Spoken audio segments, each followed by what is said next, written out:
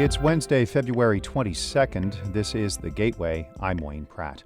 The Missouri Senate has given initial approval to extending the time mothers can access Medicaid coverage after giving birth.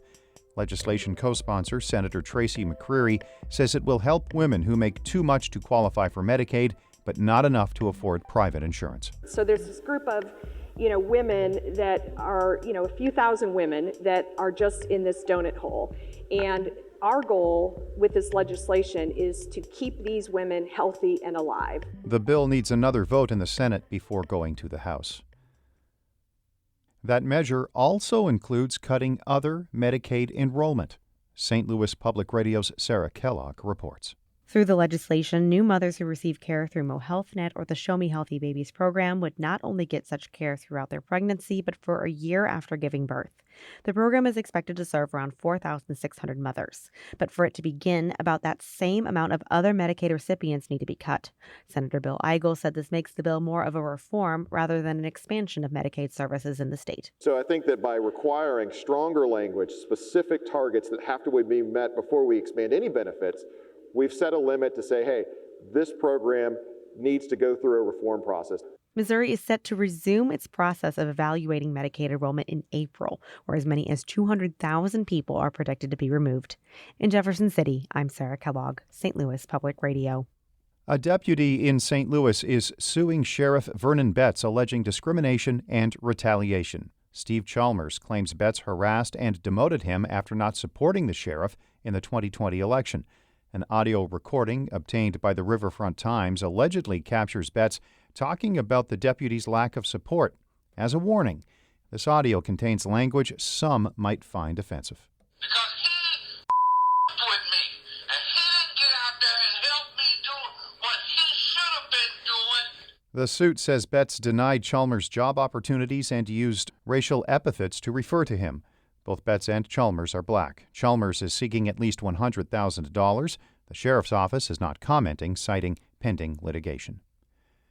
More than $200,000 in donations have poured in to help with the medical bills of a Tennessee volleyball player who lost her legs in a St. Louis crash over the weekend.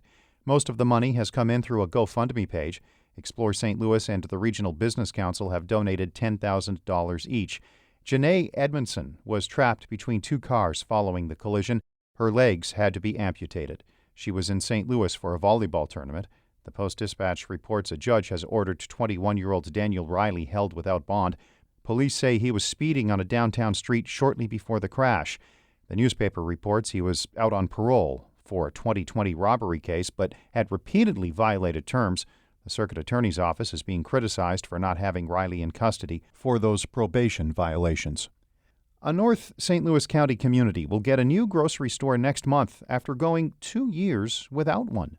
St. Louis Public Radio's Mark Degon reports. The community development organization Beyond Housing says a grocery store is badly needed in Pagedale and can succeed there. To prove its point, Beyond Housing is providing the space for the store. CEO Chris Krameyer says the nonprofit group told Fields Food it would not have to pay rent for the new store. You reach your profit point, a point that you says this makes economic sense for the investment we're making in this community, and everything else above that we split. Krameyer was a guest of St. Louis on the Air. This will be the 6th Fields Food store in the St. Louis area. I'm Mark Degon, St. Louis Public Radio. Illinois' craft cannabis industry has some more breathing room now that the state has extended a deadline. People holding craft grower, infuser, and transporter licenses now have until either February or December of 2024 instead of next Wednesday to be operational. But the Illinois Independent Craft Growers Association says money is still a problem. It says there has not been clear access to funding, and many license holders are still having a tough time raising private capital to open their cannabis businesses. Tarantula lovers can see an endangered species at the Missouri Botanical Garden later this year. St. Louis Public Radio's Brittany Cordera reports entomologists are now caring for 98 baby spiders. The Antilles pink-toed tarantulas were turned over to the Botanical Garden by U.S. Fish and Wildlife agents who intercepted an illegal pet shipment of the endangered species. Botanical Garden entomologist Tad Jankowski spoke with St. Louis on the Air about efforts to keep wild collected animals away from the pet trade.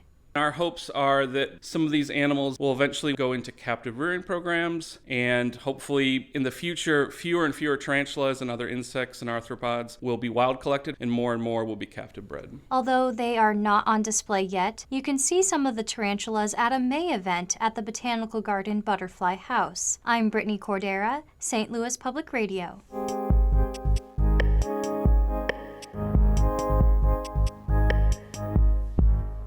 Some of the items we are following in the St. Louis Public Radio newsroom. St. Louis County is launching an LGBTQ task force. And details will be unveiled today by County Executive Sam Page. Promo Executive Director Katie Erker-Lynch will join him at the announcement.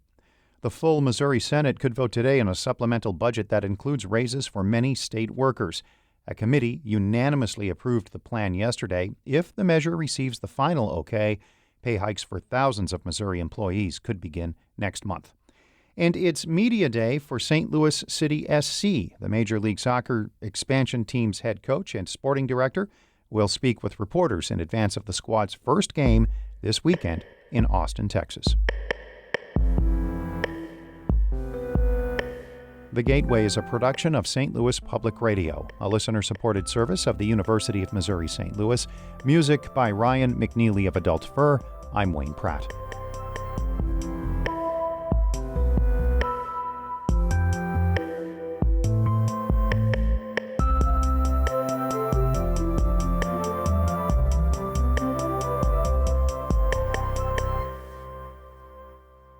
Support comes from the Missouri Forest Products Association, committed to conservation and careful management of the state's forests to make them more resilient and better habitats for wildlife.